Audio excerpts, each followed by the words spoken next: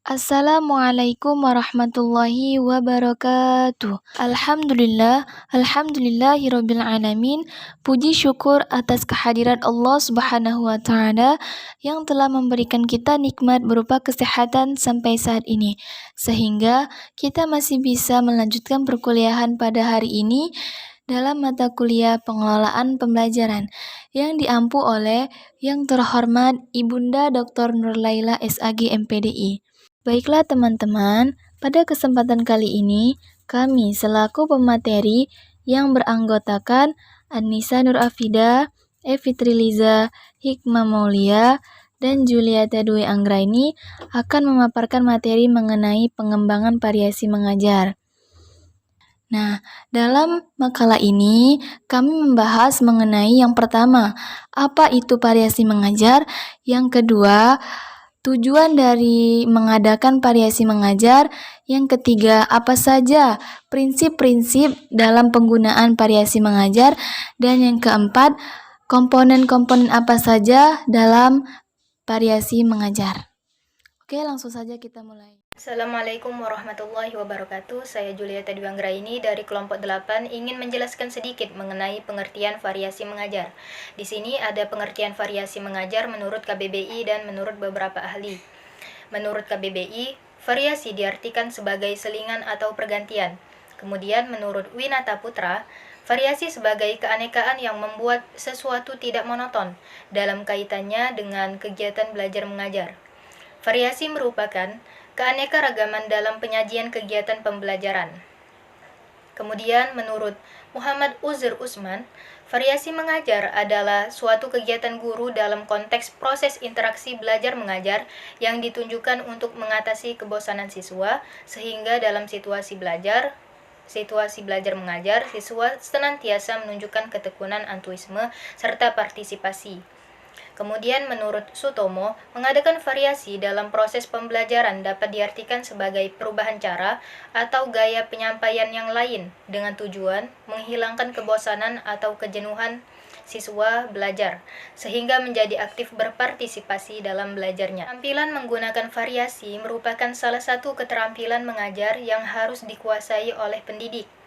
Dalam proses pembelajaran, tidak jarang rutinitas yang dilakukan pendidik seperti masuk ke dalam kelas, mengabsen peserta didik, menagih PR, atau memberikan pertanyaan yang terkadang membuat jenuh peserta didik dan merasakan kebosanan. Jadi kesimpulannya adalah variasi mengajar adalah kegiatan baik dalam tingkah laku, sikap, dan perbuatan guru dalam mengatasi kebosanan peserta didik dan kejenuhan peserta didik dalam proses pembelajaran. Baiklah, saya Hikmah Maulia akan melanjutkan materi mengenai tujuan variasi mengajar. Di sini ada beberapa tujuan dari mengadakan variasi mengajar. Menurut Julaiha, adapun tujuan dari mengadakan variasi dalam kegiatan pembelajaran yaitu sebagai berikut. Yang pertama, menghilangkan kebosanan siswa dalam belajar. Yang kedua, meningkatkan keingintahuan siswa. Yang ketiga, mengembangkan keingintahuan siswa terhadap hal-hal yang baru. Yang keempat, melayani gaya belajar siswa yang beraneka ragam.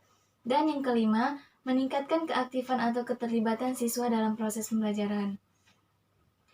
Kemudian menurut Syaiful Bahri, adapun tujuan dari mengadakan variasi mengajar yaitu sebagai berikut. Yang pertama, meningkatkan dan memelihara perhatian siswa terhadap relevansi dalam proses pembelajaran. Dalam hal ini, perhatian dari seorang guru sangat dituntut dalam belajar, karena jika tidak adanya perhatian dari seorang guru, maka peserta didik tidak akan memperhatikan materi yang akan diberikan. Kemudian yang kedua yaitu memberikan kesempatan kemungkinan berfungsinya motivasi. Nah, dalam hal ini juga, motivasi berperan penting dalam proses pembelajaran, karena jika tidak adanya motivasi dari seorang guru, maka peserta didik tidak akan belajar dengan baik dan tentram dalam proses pembelajaran. Kemudian yang ketiga yaitu membentuk sikap positif terhadap guru dan sekolah. Suatu kenyataan yang tidak bisa dipungkiri bahwa setiap sekolah pasti ada seorang siswa tidak senang dengan pendidik atau dengan gurunya. Hal ini bisa disebabkan seorang guru kurang bervariasi dalam mengajar. Yang keempat yaitu memberikan pilihan dan fasilitas belajar individual. Dalam hal ini, seorang guru dituntut untuk menguasai beberapa metode, tidak hanya satu atau metode saja yang digunakan dalam proses pembelajaran. Fasilitas juga berfungsi sebagai alat bantu mengajar di sekolah. Kemudian yang kelima yaitu mendorong anak didik untuk selalu belajar. Lingkungan pembelajaran yang kondusif adalah lingkungan yang mampu mendorong anak didik untuk selalu belajar, sehingga terciptanya kegiatan belajar mengajar. Nah, dalam hal ini harus adanya motivasi dari dalam diri siswa maupun dari luar diri siswa. Saya Anissa Nur Abida dari kelompok 8. Di sini saya akan menjelaskan tentang prinsip-prinsip penggunaan variasi mengajar. Nah, di sini ada 7 prinsip variasi mengajar. Yang pertama, variasi itu hendaknya digunakan dengan suatu tujuan tertentu yang relevan dengan tujuan yang hendak dicapai. Kemudian prinsip yang kedua, variasi itu harus digunakan secara lancar dan berkesinambungan sehingga tidak akan merusak perhatian siswa dan tidak mengganggu pelajaran. Lalu prinsip yang ketiga ini ialah direncanakan secara baik dengan secara eksplisit dicantumkan dalam rencana pelajaran atau satuan pelajaran. Kemudian prinsip yang keempat, perubahan yang digunakan harus memang bersifat efektif. Nah, lalu prinsip yang kelima dari prinsip-prinsip penggunaan variasi mengajar, penggunaan tekniknya. Nah, penggunaan teknik variasi harus lancar dan juga memang tepat. Kemudian prinsip yang keenam dari prinsip-prinsip penggunaan variasi mengajar. Nah, penggunaan komponen-komponen variasinya harus benar-benar terstruktur dan direncanakan sebelumnya.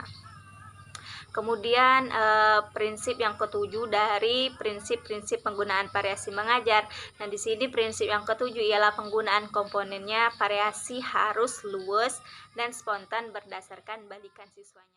Saya Epi Triliza dari kelompok 8 ingin mempresentasikan tentang apa sajakah komponen-komponen variasi mengajar. Perlu kita ketahui teman-teman bahwa komponen-komponen variasi dalam mengajar itu dapat dibagi menjadi 3 kelompok besar. Dan yang pertama yaitu variasi gaya mengajar. Variasi ini pada dasarnya meliputi variasi suara, variasi gerakan anggota badan, dan variasi perpindahan posisi pendidik dalam sebuah kelas. Adapun suara pendidik membuat bervariasi dalam intonasi nada, volume, dan juga kecepatan. Seorang pendidik bisa berbicara dengan volume yang sedang dan dapat juga berbicara dengan tajam kepada anak didik yang kurang memperhatikan. Dan selanjutnya yaitu variasi gerakan anggota badan yang meliputi variasi dalam mimik wajah, gerakan kepala ataupun badan, yang dengan ini bertujuan agar dapat menarik perhatian dan menolong dalam penyampaian dari materi yang disampaikan oleh guru itu sendiri. Dan yang terakhir yaitu perpindahan posisi dalam kelas. Seorang guru dapat melakukan perpindahan posisi dari belakang ke depan ataupun dari duduk ke berdiri dengan tujuan dapat membantu menarik perhatian anak didik dan dapat meningkatkan kepribadian dari guru itu sendiri. Dan komponen yang kedua yaitu variasi media dan bahan ajar.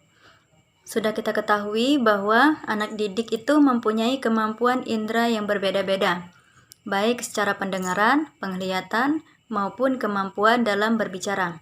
Oleh karena itu, ada 3 komponen dalam variasi pengembangan media ini. Yang pertama yaitu variasi media pandang, contohnya seperti buku, majalah, dan gambar grafik. Selanjutnya variasi media dengar, contohnya rekaman suara dan rekaman musik. Dan yang terakhir yaitu variasi media tekstil. Contohnya pada bidang studi geografi anak diminta untuk membuat model lapisan tanah.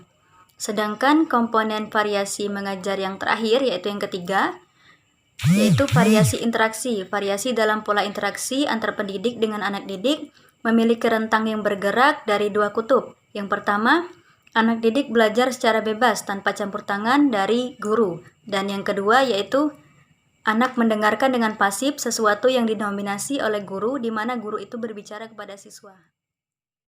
Mungkin itu saja yang dapat kami sampaikan. Apabila ada kata-kata yang salah, kami mohon maaf, dan kepada Allah kami mohon ampun. Kami akhiri, wassalamualaikum warahmatullahi wabarakatuh.